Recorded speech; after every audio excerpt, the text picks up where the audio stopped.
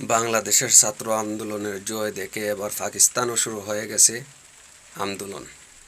পাকিস্তানের সেই ছাত্র আন্দোলনে দেখা যাচ্ছে যে বাংলাদেশের পতাকা হাতে, তার মানে তারাও বাংলাদেশের সেই শান্তির আন্দোলনে সফল হওয়াকে তারা অনুসরণ করতেছে। পাকিস্তানও একটা স্বৈরাচারী সরকার, সে পাকিস্তান রাজ্য চালাইতেছে। নওয়াজ শরীফ তার দলবল লইয়া সে তার মতো করে দেশ চালাইতেছে। 1 বছর ধরে আজকে ইমরান খান জেলখানার মধ্যে, স্বৈরাচারী ইমরান খানকে জেলের মধ্যে বন্দি করে রেখে দিয়েছে।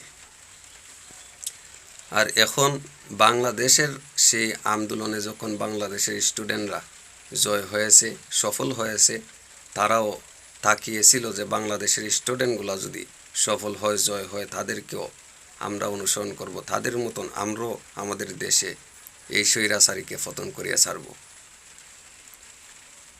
আইএসএফ, ইনসান ফেডারেশন স্টুডেন্ট পাকিস্তানের মধ্যে তাদের নেতৃত্বে বিশাল বড় সমাবেশ শুরু হচ্ছে এবং আন্দোলন ধারাবাহিকভাবে চলতেছে।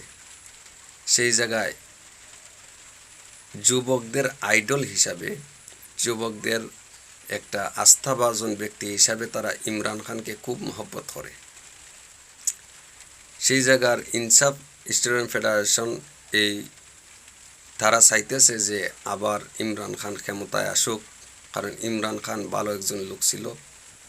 ইমরান খান দুর্নীতির মধ্যে নাই, মারামারির মধ্যে নাই। ইমরান খান দেশের মধ্যে চেয়েছে যে কিছু একটা করবে, যেহেতু রাজনীতি ফ্যামিলির ব্যক্তি। এখন যে এই শরীফ নেওয়াজ একজন আছে, সে স্বৈরাচারীর মতন বিনা বুটে জবরদখল করে সেই জায়গার মধ্যে গিয়ে বসে গেছে। এবং পাকিস্তানের তেহরিক ইনসাফ স্টুডেন্ট ফেডারেশনের তারা একটা আলটিমেটাম দিয়েছে যে 30 আগস্টের মধ্যে ইমরান খানকে মুক্ত করতে হবে। ইমরান খানকে মুক্ত করে দিতে হবে জেল থেকে। আর যদি 30 আগস্টের ভিতরে না ছাড়া হয়, তাহলে এই আগস্টের লাস্টে ইসলামাবাদ তারা খুব বড়ভাবে একটা মহাসম্মেলন করবে এবং সেই জায়গা থেকে ইমরান খানকে মুক্ত করবে। পিডিআইয়ের অনেক নেতাকর্মীরা তারা বলতেছে, ক্রিকেট খেলা থেকে ইমরান খান রাজনীতিতে আসা, আমরা চাইনি যে ইমরান খান আর এইভাবে কারাবন্দি হয়ে থাক, আমরা চাই কারামুক্ত হোক। তাই পাকিস্তানের সমস্ত জনগণ জেগে উঠেছে, স্বৈরাচারীকে পতন করবে এবং ইমরান খানের মতন একজন সৎ নেতাকে তারা জেল থেকে মুক্ত করবে এবং তারা সেই নেতা দ্বারা তাদের রাষ্ট্রকে পরিচালনা করতে চায়।